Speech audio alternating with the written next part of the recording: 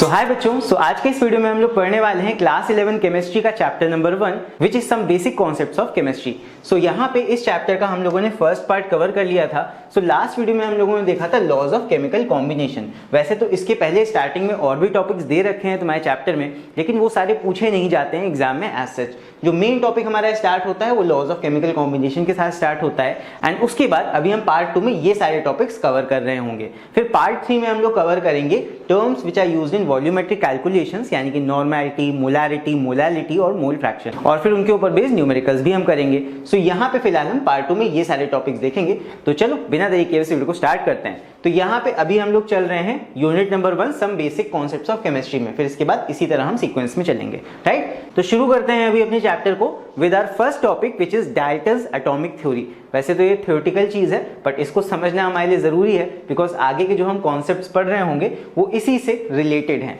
Dalton's atomic theory, although सबसे पहले जब केमिस्ट्री की बुनियाद रखी गई थी तो यही माना गया था कि जो सबसे छोटा हमारा पार्टिकल होता है, जो इनडिस्ट्रक्टिबल होता है, छोटे क्लासेस में तुमने पढ़ा होगा, मेरे टाइम पे भी हम लोग पढ़ते थे that atoms are indestructible, atoms are indivisible. Atom को और छोटे हिस्सों में नहीं तोड़ा जा सकता है, यही बुनियाद थी केमिस्ट्री की।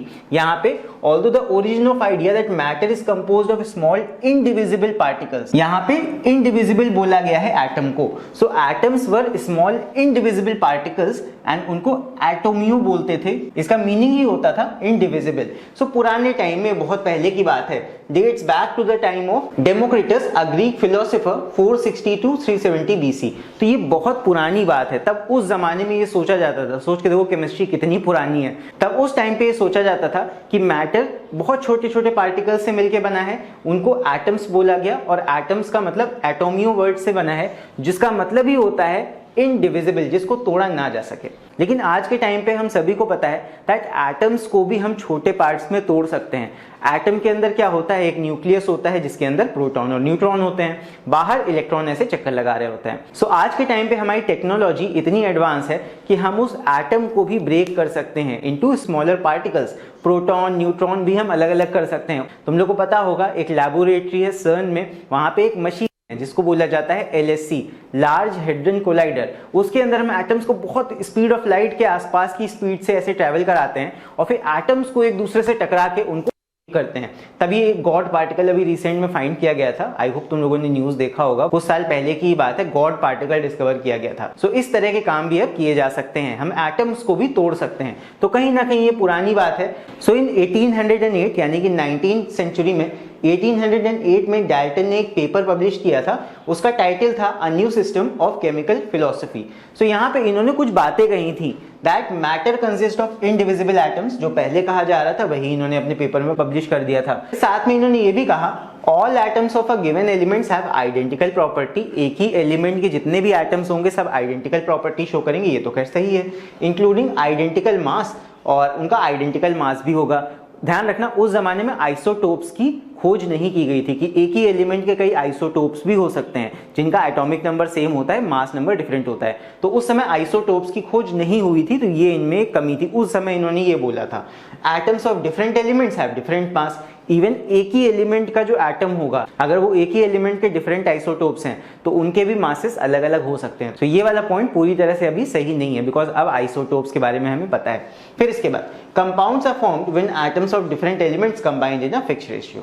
तो ये तो सही है, जब एलिमेंट्स आपस में रिएक्ट करते हैं, एटम्स आपस में जुड़ते हैं, तब जाके कंपाउंड्स बनते हैं। फिर chemical reactions involve organisation of atoms. जब भी कोई केमिकल रिएक्शंस होता है तो एटम्स अलग तरह से अपने आप को रीअरेंज करते हैं और जुड़ जाते हैं। These are neither created nor destroyed in a chemical reaction। किसी भी केमिकल रिएक्शन के दौरान कोई भी एटम डिस्ट्रॉय नहीं होता है। अगर नॉर्मल रिएक्शंस की हम बात करें तो न्यूक्लियर रिएक्शन में बात अलग होती है, उसकी हम बात नहीं कर रहे हैं। ये इन्होंने कुछ पॉइंट्स के बारे में बताया था। कुछ पॉइंट्स आज की डेट में भी सही हैं, लेकिन कुछ पॉइंट्स अब आउटडेटेड हो गए हैं। जैसे कि सबसे पहला point that matter consist of indivisible atoms. Matter atoms से तो बना है लेकिन वो आज की डेट में इनडिविजिबल नहीं है, हम डिवाइड कर सकते हैं एटम्स को भी। आज के टाइम पे इंसान के हाथों में बहुत ज्यादा शक्ति आ गई है, ये कहने का मतलब है। चलो अब सबसे पहले टॉपिक की हम बात करते हैं विच इज एटॉमिक नंबर। जब भी हम पीरियोडिक टेबल में डिफरेंट एलिमेंट्स को देखते हैं जो वहां बने होते हैं, तो उन एलिमेंट्स के ऊपर और नीचे एक नंबर लिखा होता है। एक नंबर ऊपर लिखा होगा, एक नीचे लिखा होगा। ऊपर वाला नंबर एक होल नंबर होता है और नीचे वाला नंबर उसका डबल ऑलमोस्ट होता है, लगभग डबल या डबल से ज्यादा। और यहाँ पे पॉइंट में भी कभी कभी होता है। तो यहाँ पे जो होल नंबर लिखा रहता है छोटा वाला, वो होता है तुम्हारा एटॉमिक नंबर।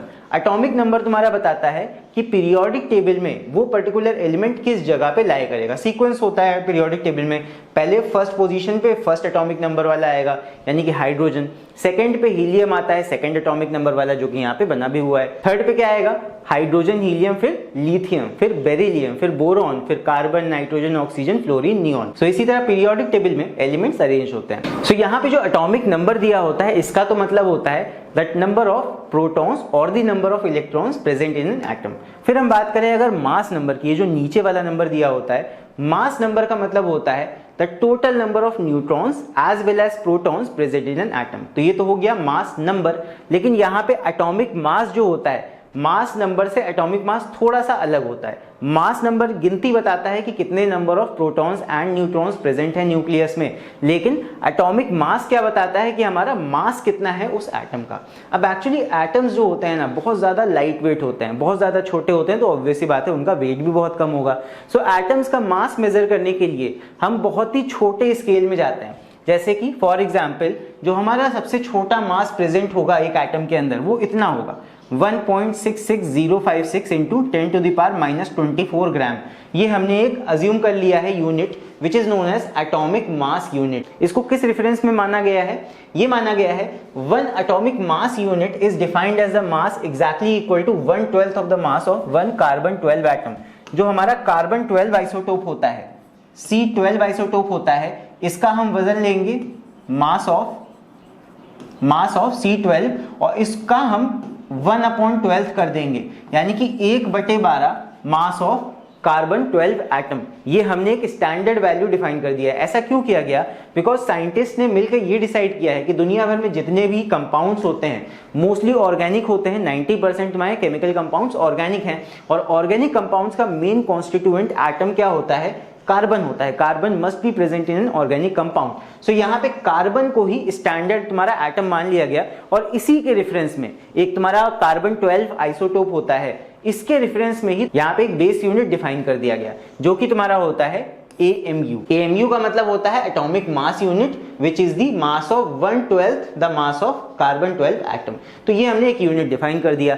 अब जब भी हम वजन को बताएंगे तो हम ये नहीं बताएंगे, हम इतने ज्यादा ग्राम में नहीं पढ़ेंगे, हम सीधे बोलेंगे 1 एटॉमिक मास यूनिट। ये सिंपल है समझना। और आज की डेट में आजकल सब शॉर्टकट्स का जमाना चल रहा है, आजकल टिकटॉक रील्स ये सब चल रहे हैं। सो यहाँ पे क्या किया गया है, हमें AMU भी बड़ा लग रहा था तो हमने AMU में से A और M को कट कर दिया, और आज की डेट में हम सिर्फ U लिखते हैं। कहीं भी तुम्हें एटॉमिक मास यूनिट लिखना होगा तो यूनिफाइड मास को आज हम यूज कर रहे हैं।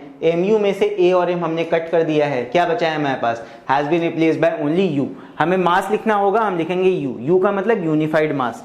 ठीक है, तो ये पूछ सकते हैं तुमसे MCQs में दैट U किस चीज को रिप्रेजेंट करता है। अगर हम केमिस्ट्री में बात करें so U stands for unified mass. Unified mass का मतलब एक यूनिफाइड मास मतलब एक atomic mass unit which is equal to 1.66056 into 10 to the power -24 gram. बहुत छोटा एक वेट है, इसीलिए हमने इतने ज्यादा छोटे वेट में पढ़ने से अच्छा एक यहाँ पे यूनिट ही बना दिया नया विच इज 1U यानी कि यूनिफाइड मास। आई होप ये कॉन्सेप्ट तुम्हारे दिमाग में गया होगा। अब यहाँ पे क्या होता है कि जब भी हम किसी एटम का मास यूज करते हैं सो यहाँ पे हम उसका एवरेज एटॉमिक मास यूज करते हैं। सो नेक्स्ट अभी हम बात कर लेते हैं एवरेज एटॉमिक मास की।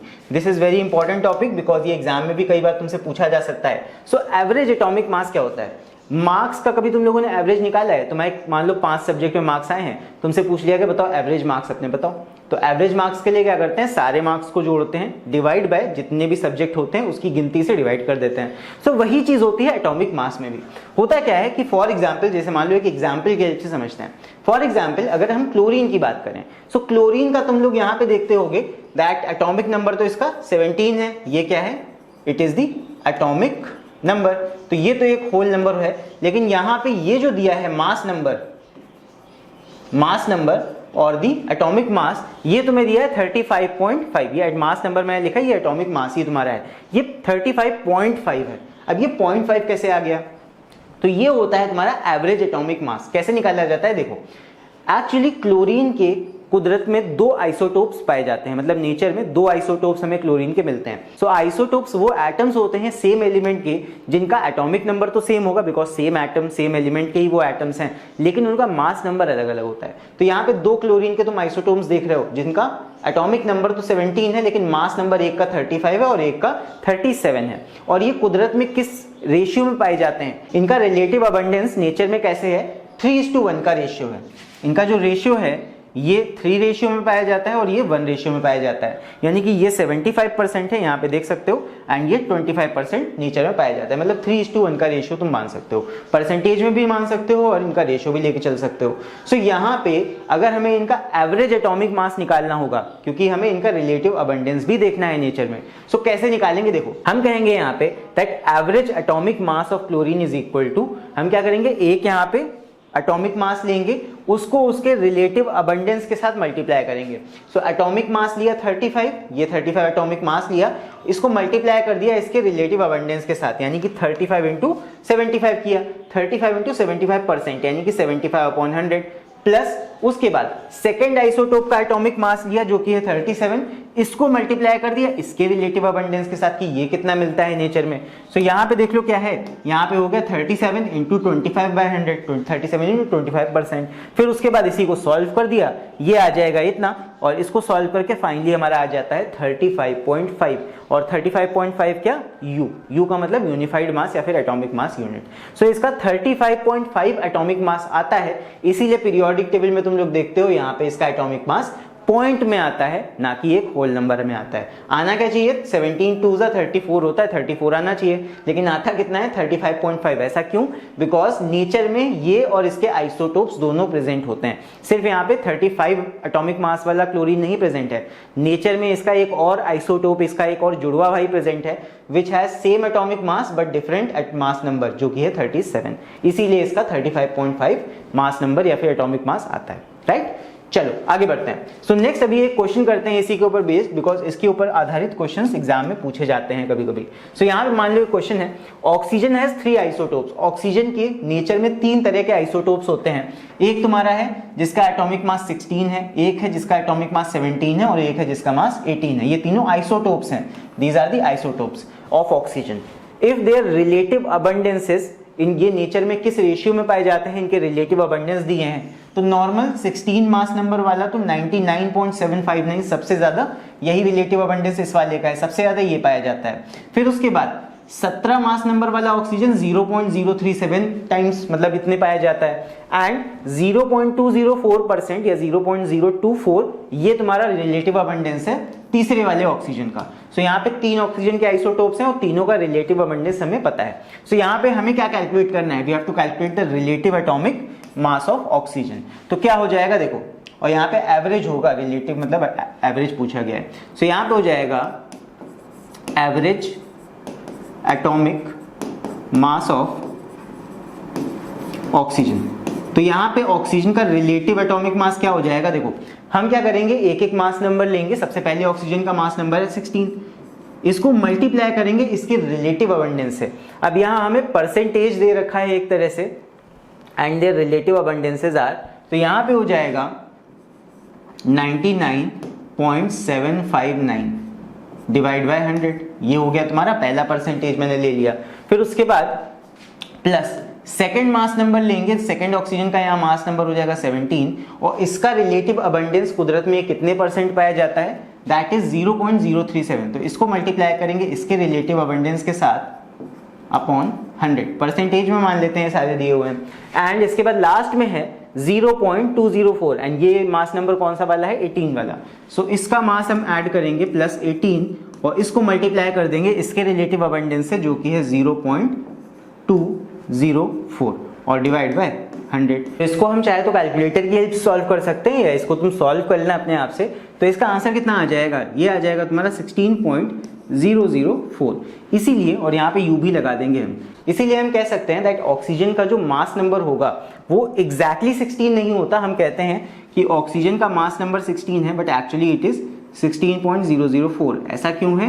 बिकॉज उसका रिलेटिव अबंडेंस नेचर में ऐसा कुछ है कि उसमें और भी आइसोटोप्स पाए जाते हैं कुदरत में। हाँ, वो बात अलग है कि सबसे ज़्यादा हमारा मेन जो 16 नंबर मास नंबर वाला ऑक्सीजन है वो पाया जाएगा, बट और भी कुछ एटम्स पाए जाते हैं। सो उनकी वजह से हमारा 16.004 हो जाता है atomic mass of oxygen. I hope समझ में आ गया होगा ये। चलो इसके बाद बढ़ते हैं अभी अगले टॉपिक की तरफ। सो नेक्स्ट हमारा टॉपिक है मॉलिक्यूलर मास। अब मॉलिक्यूलर मास तुम सब लोगों को पता होगा, एटॉमिक मास जैसे होता है एटम्स का मास होता है, मॉलिक्यूलर मास होता है मॉलिक्यूल्स का मास। मॉलिक्यूल मतलब जो कंपाउंड्स में मॉलिक्यूल होंगे उनका मास कैसे निकालेंगे। जैसे फॉर एग्जांपल समझते हैं मॉलिक्यूलर मास ऑफ मीथेन यानी कि CH4। मीथेन क्या होता है? CH4। तो मीथेन का अगर हम मॉलिक्यूलर मास निकालना चाहें तो यहाँ पे जितने भी एटम्स हैं इनका तुमको अलग अलग मास पता होना चाहिए। मतलब कि इसमें कार्बन है, 4 हाइड्रोजन है, तो यहाँ पे तुमको पता होना चाहिए कार्बन का मास कितना होता है, 12 होता है, और हाइड्रोजन का मास कितना होता है, ये होता है 1U। पॉइंट मैंने नहीं लगाया, सिंपल मैंने यहाँ पे जो होल नंबर में होता है मैंने ले लिया। कार्बन का एटॉमिक मास होता है 12 और हाइड्रोजन का एटॉमिक मास होता है 1। ठीक है, तो यहाँ पे अगर हम इसका टोटल मॉलिक्यूलर मास निकालें CH4 का तो कितना हो जाएगा। एक यहाँ पे कार्बन एटम है तो यहाँ पे हम लेंगे 12, U मैंने लगा दिया है, बट तुम लोग जब कैलकुलेशन करोगे कॉपी में तो U लगाने की जरूरत नहीं है, सिर्फ 12 भी तुम लेके कर सकते हो। सो कार्बन का एटॉमिक मास हो गया 12 प्लस यहाँ पे 4 हाइड्रोजन प्रेजेंट है तो ये हो जाएगा 4 × 1। सो 12 × 4 + 1 यानी 12 + 4 विच इज इक्वल टू 16। सो यहाँ पे मीथेन का जो मास आएगा वो कितना आएगा, molecular mass will be equal to 16U। फिर अगर इसी तरह हम वाटर का निकालना चाहें सो वाटर क्या हो जाएगा, H2O। सो यहाँ पे H का एटॉमिक मास होता है 1 और ऑक्सीजन का जो एटॉमिक मास होता है वो होता है 16। ये तुमको याद करना पड़ेगा। सो अगर यहाँ पे H2O का हम मॉलिक्यूलर मास तो कैसे आएगा, यहाँ पे 2 हाइड्रोजन के एटम्स हैं, so 2 × atomic mass of hydrogen plus 1 × atomic mass of oxygen, यानी कि 2 × 1। हाइड्रोजन का एटॉमिक मास 1 है तो 2 × 1 प्लस ऑक्सीजन यहाँ पे 16 मास होता है और एक ही ऑक्सीजन प्रेजेंट है तो 1 × 16 यानी कि 2 + 16 हो जाएगा, ये आ जाएगा हमारा 18। सो यहाँ पे वाटर का मॉलिक्यूलर मास कितना आ गया, ये आ जाएगा हमारा 18। सो मॉलिक्यूलर मास ऑफ वाटर हम कई जगह पे यूज कर रहे होंगे। सो आई होप तुम लोगों को मॉलिक्यूलर मास का कॉन्सेप्ट समझ में आ गया होगा। एक और यहाँ पे एग्जाम्पल देख लेते हैं। मान लो तुमसे CO2 का मॉलिक्यूलर मास निकालने के लिए कहा जाता है, एक और एग्जाम्पल देखते हैं। तो यहाँ पे CO2 का कैसे निकालेंगे, कार्बन का एटॉमिक नंबर होता है कितना, एटॉमिक मास होता है एक्चुअली 12, तो यहाँ पे इसका हो जाएगा 12 प्लस ऑक्सीजन का भी मैंने बताया, ऑक्सीजन का कितना मास नंबर होता है, ये होता है 16। तो ऑक्सीजन का एटॉमिक मास हो जाएगा 16 और 2 ऑक्सीजन यहाँ प्रेजेंट है, सो ये हो जाएगा 2 × 16। तो ये निकाल लो, ये हो जाएगा 12 प्लस 2 × 16 ये हो जाएगा 32। तो यहाँ पे हो जाएगा 2 × 4 और 3 + 1 4, ये हो जाएगा 44 और यहाँ पे हो जाएगा U। सो 44 यूनिफाइड मास यानी कि 44 एटॉमिक मास यूनिट हमारा आ जाएगा molecular mass of carbon dioxide. तो आई होप तुम लोगों को मॉलिक्यूलर मास निकालना समझ में आ गया होगा। अभी जब हम कैलकुलेशंस करेंगे, न्यूमेरिकल्स करेंगे, सो वहां पे मॉलिक्यूलर मास हमारे बहुत काम आएगा। सो इसको निकालना आई होप तुम लोग को अच्छे समझ में आ गया होगा। चलो बढ़ते हैं अभी नेक्स्ट टॉपिक की तरफ। नेक्स्ट हमारा टॉपिक है जो कि बहुत इंपॉर्टेंट है, that is mole concept and molar masses. So mole concept क्या होता है, ये तुम्हारा क्लास 10th में भी था, क्लास 10th केमिस्ट्री में। सो यहाँ पे मोल एक SI यूनिट होता है for the amount of substance. बहुत इंपॉर्टेंट चीज है मोल। मोल अगर तुमसे पूछ लिया जाए define a mole, so mole amount of substance का SI यूनिट होता है। किसी भी सब्सटेंस के अमाउंट को अगर हम बताएंगे केमिस्ट्री के अंदर, सो उसको मोल में हम बताते हैं, मोल्स का यूज करते हैं। सो मोल वैसे तो समझना बहुत आसान है, एक मैंने इसके ऊपर वीडियो बनाया हुआ है, चाहे तो उसको जाके तुम पहले देख सकते हो। मोल कॉन्सेप्ट बहुत ही सिंपल सा कॉन्सेप्ट है। सोच के देखो, एक एग्जाम्पल की हेल्प से तुम्हें एक्सप्लेन करता हूँ। जैसे मान लो कभी तुम बनाना लेने जाते हो मार्केट में, केले मान लो तुम्हें खरीदने हैं, सो वहां पे जाके तुम क्या बोलोगे, दैट 1 डजन हमें बनाना दे दो। अगर मान लो तुम्हें जूते लेने जाने हैं या चप्पल लेने जाने हैं, स्लीपर्स लेने जाने हैं, तो वहां पे जाके तुम बोलोगे give me a pair of slippers. तो पेयर का मतलब यहाँ पे होता है 2 से, और उसी तरह डजन का मतलब होता है यहाँ पे 12 से। सो इसी से रिलेट करना थोड़ा सा, अगर हम कहेंगे कि हमें 1 मोल ऑफ एनीथिंग दे दो, तो 1 मोल का मतलब सिंपल यहाँ पे होता है 1 mole of anything means 6.022 into 10 to the power 23.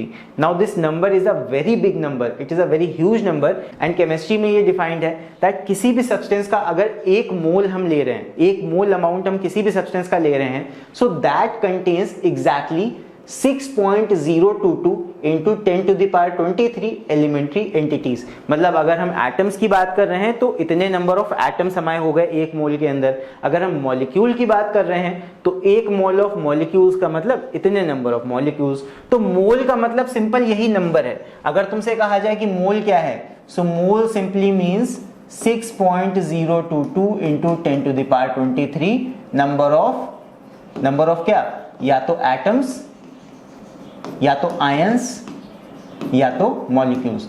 तो सिंपल मोल कॉन्सेप्ट यही तुम्हारा है, दैट अगर एक मोल तुमसे डिफाइन करने के लिए कहा जाए, सो मोल का मतलब सिंपल क्या, mole is just a number which is equal to 6.022 into 10 to the power 23 number of atoms, ions, molecules, कुछ भी। इवन सैंड के पार्टिकल्स भी तुम कह सकते हो, 1 मोल ऑफ सैंड, तो उसका मतलब क्या हो गया, सैंड के उतने number of particles. So mole just एक नंबर है। किस लिए यूज होता है, it is the standard unit of amount of a substance. तुमने इस चीज को फिजिक्स में पढ़ा होगा चैप्टर नंबर 1 में, दैट मोल तुम्हारा एसआई यूनिट होता है अमाउंट ऑफ सब्सटेंस का। काफी इंपॉर्टेंट चीज है मोल, ठीक है।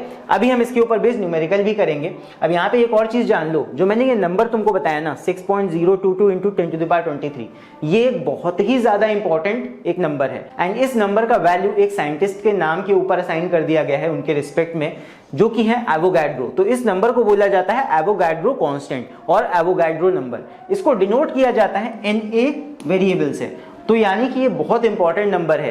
हम कहते हैं कि किसी भी सब्सटेंस का एक मोल मतलब कि उसमें n नंबर ऑफ एटम्स या मॉलिक्यूल्स प्रेजेंट होंगे। सो ये जो नंबर है 6.022 इंटू 10 टू द पावर 23, सो इसको डिनोट किया जाता है Na से। बस इतना याद रखना, राइट। अब हम बात करते हैं जरा मोल की कहानी की ओर। तो यहाँ पे जो मास होता है एक मोल के अंदर, कि एक मोल सब्सटेंस के अंदर कितना वजन प्रेजेंट होगा किसी भी सब्सटेंस का, तो वो होता है हमारा मोलर मास। मान लो फॉर एग्जांपल मैंने कहा कि एक मोल ऑफ हाइड्रोजन मेरे पास है, तो उसका मतलब क्या हुआ, एक मोल ऑफ हाइड्रोजन का मतलब जितना भी हाइड्रोजन का जो मॉलिक्यूलर मास होगा, मॉलिक्यूलर मास ऑफ हाइड्रोजन, अभी हमने देखा था कैसे मॉलिक्यूलर मास निकालते हैं।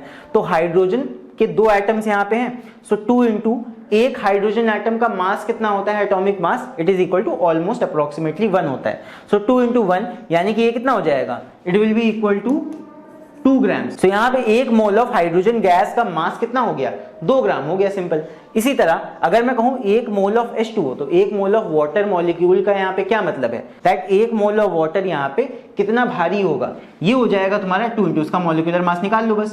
तो ये हो जाएगा तुम्हारा 2 इंटू 1, क्योंकि हाइड्रोजन का यहाँ पे वेट 1 होता है एटॉमिक मास, प्लस ऑक्सीजन का मास होता है 16, सो 2 प्लस 16 ये आ जाएगा कितना, 18। सो यही जो 18 ग्राम है, this is the molar mass of water. यानी कि एक मोल पानी का वजन कितना होगा, 18 ग्राम। सो मोल में और तुम्हारे मॉलिक्यूलर मास में बहुत गहरा रिश्ता होता है। सो यहाँ पे देख लो, तुम लोगों को कहानी अभी समझ में आ जाएगी।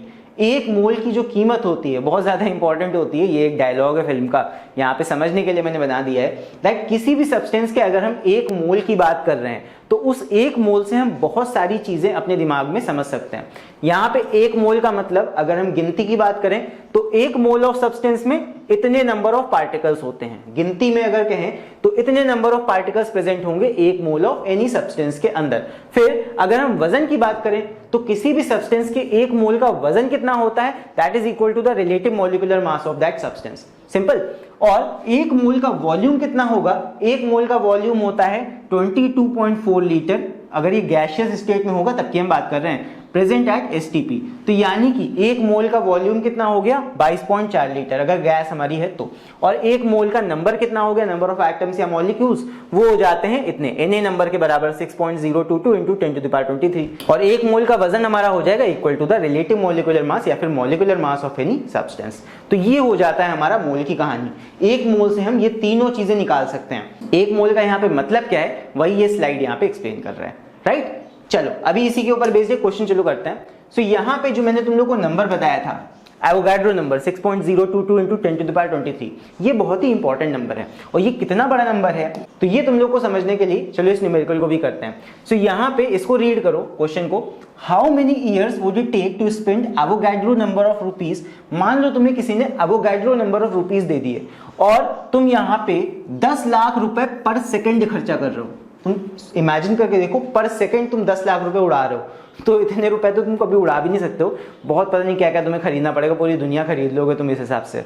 सो यहाँ पे पर सेकंड तुम 10 लाख रुपए उड़ा रहे हो। तो तुमसे क्वेश्चन पूछा गया है कि तुम्हें कितने साल लग जाएंगे एवोगैड्रो नंबर ऑफ रुपीज को खत्म करने के लिए। तो यहां पे तुमसे क्या पूछा गया है, तुमसे पूछा गया है नंबर ऑफ ईयर्स, कितने साल में तुम ये खर्चा कर लोगे।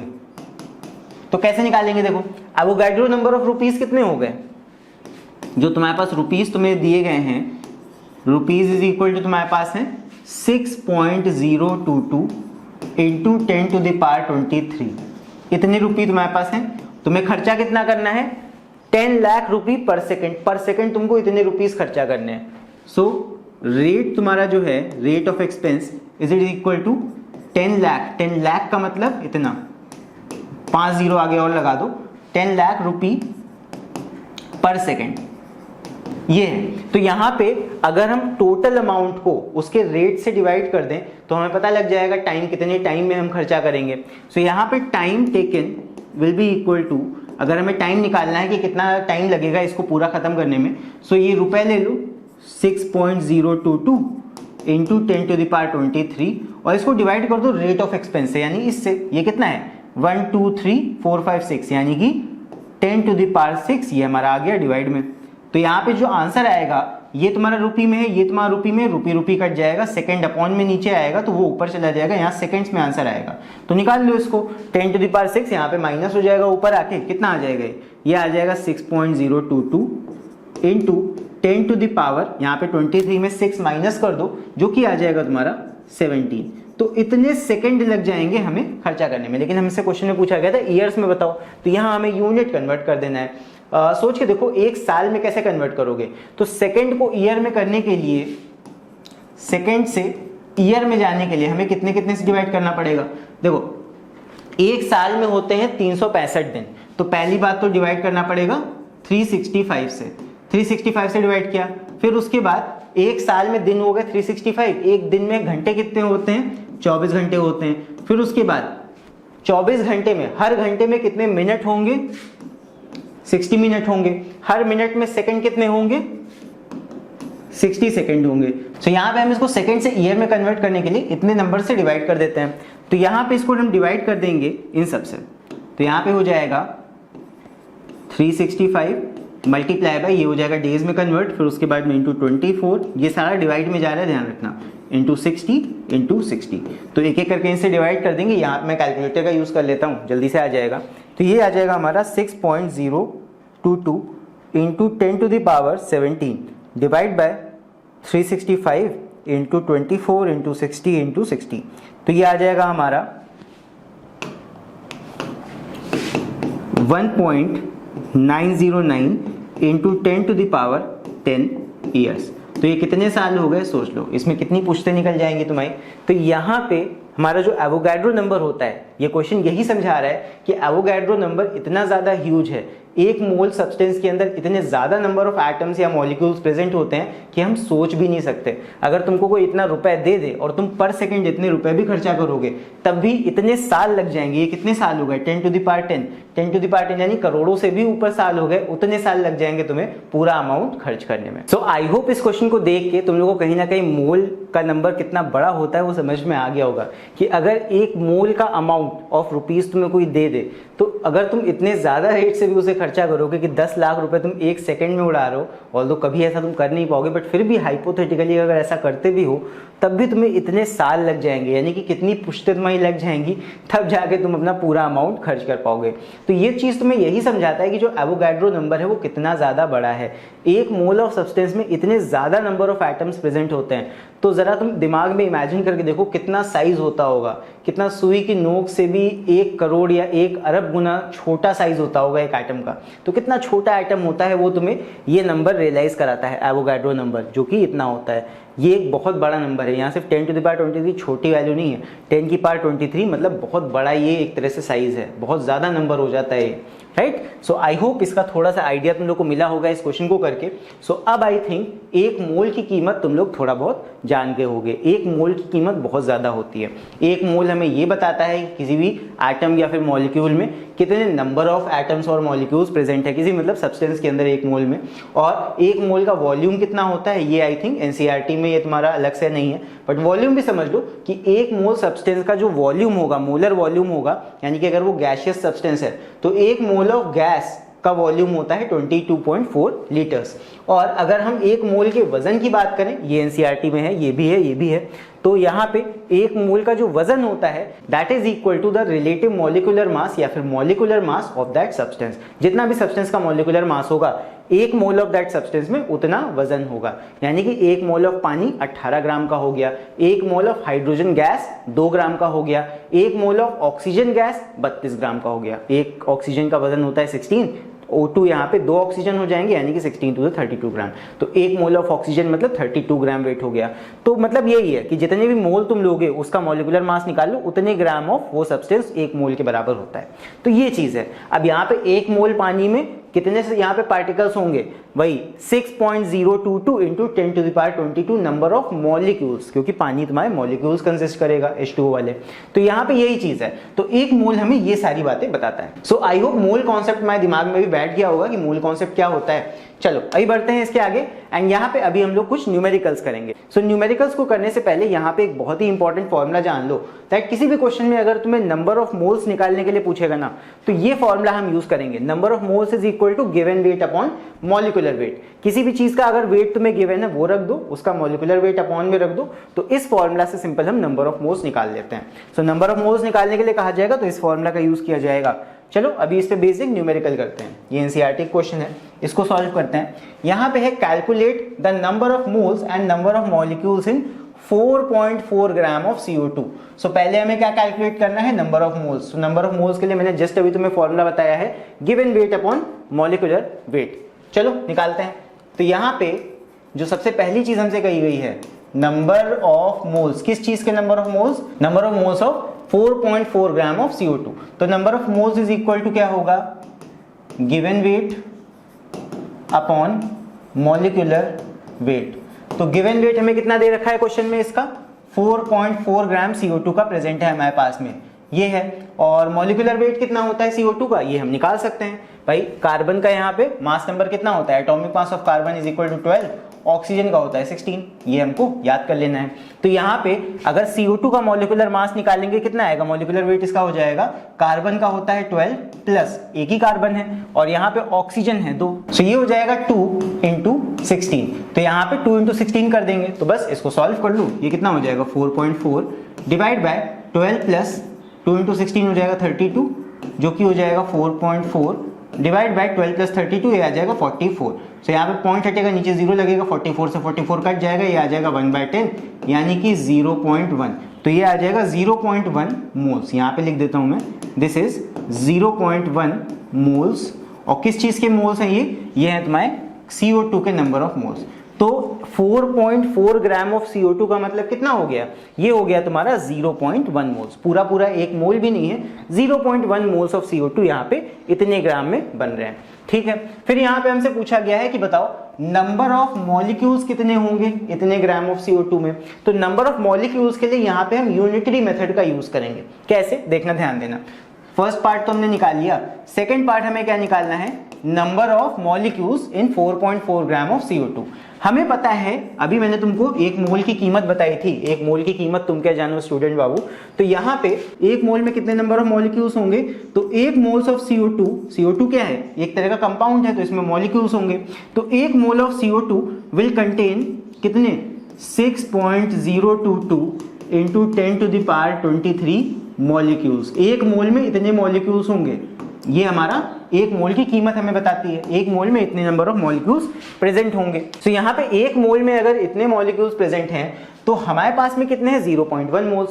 तो 0.1 मोल में कितने होंगे, 0.1 मोल में कितने होंगे, 0.1 mole of CO2 will contain कितना, भाई यहाँ पे 1 से 0.1 बनाना है तो क्या करोगे, 10 से डिवाइड कर दोगे, इधर भी 10 से डिवाइड कर दो, जो कि कितना हो जाएगा 6.022 into 10 to the power 22 molecules.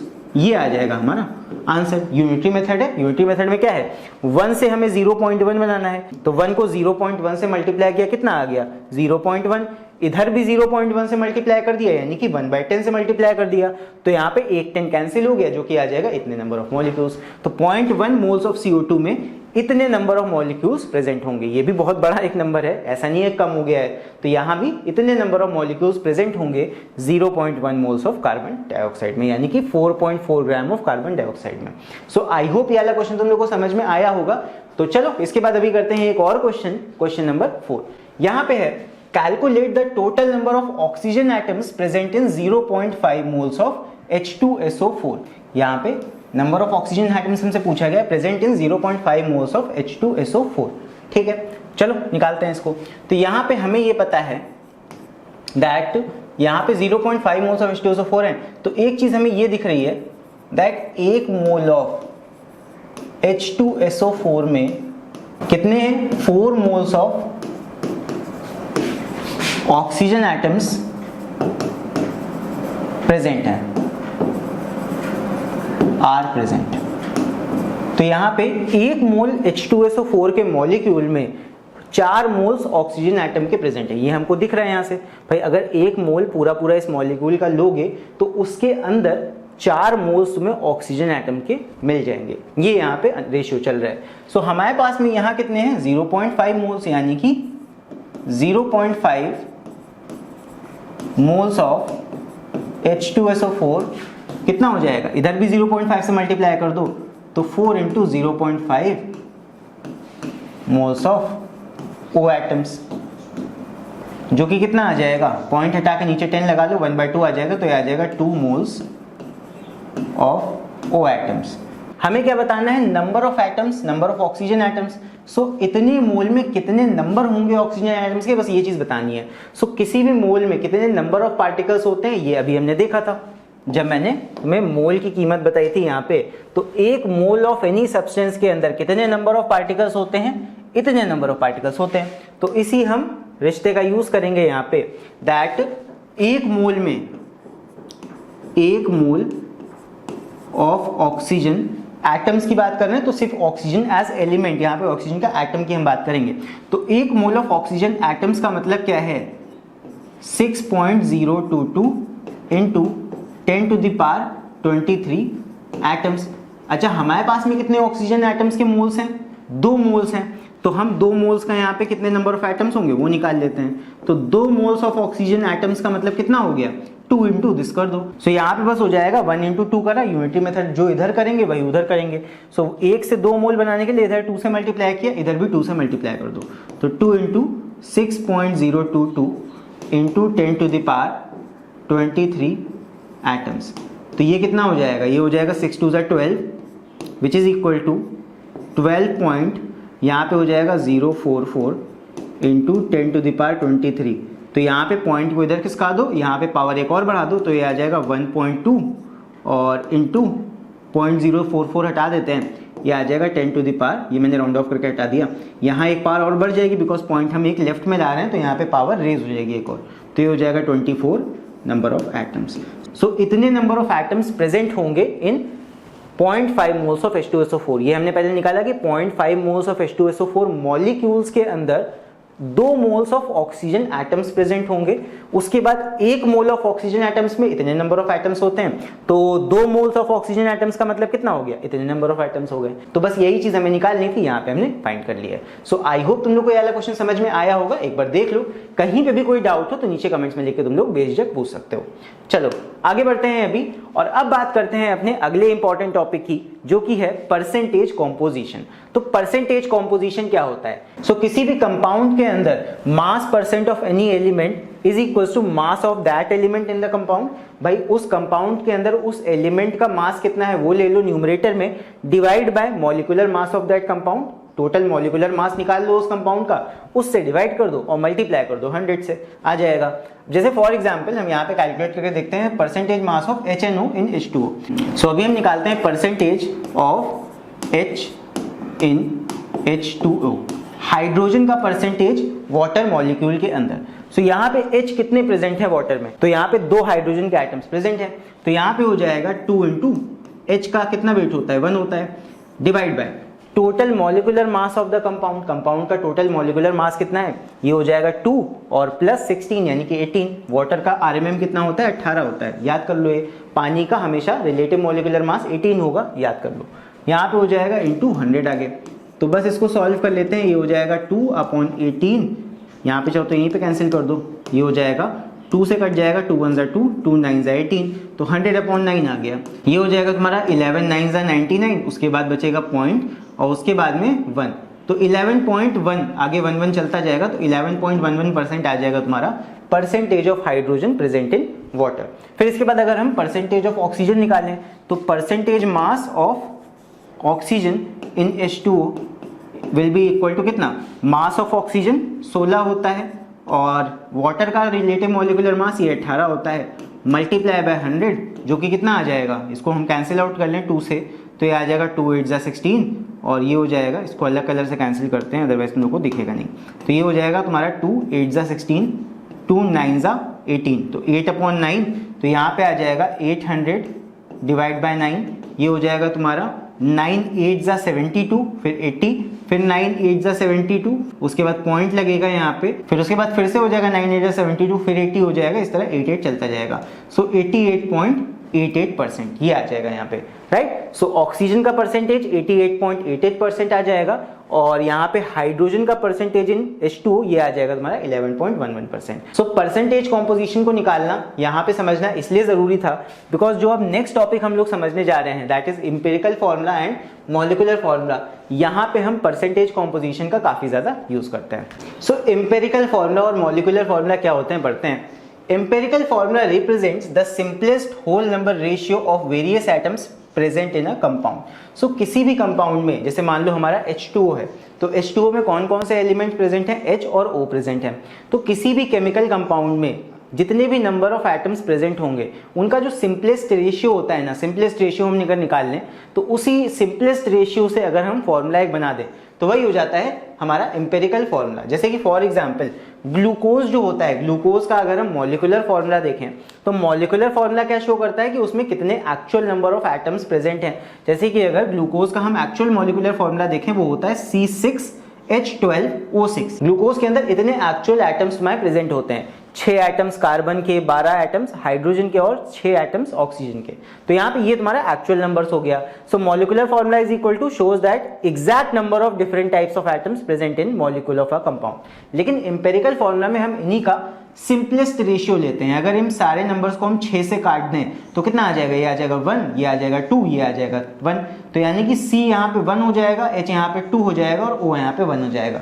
तो सिंपलेस्ट रेशियो इनका ये आ जाता है C1H2, 1 को लिखने की जरूरत नहीं होती है, तो C1 आ गया, H2 आ गया और O1 आ गया।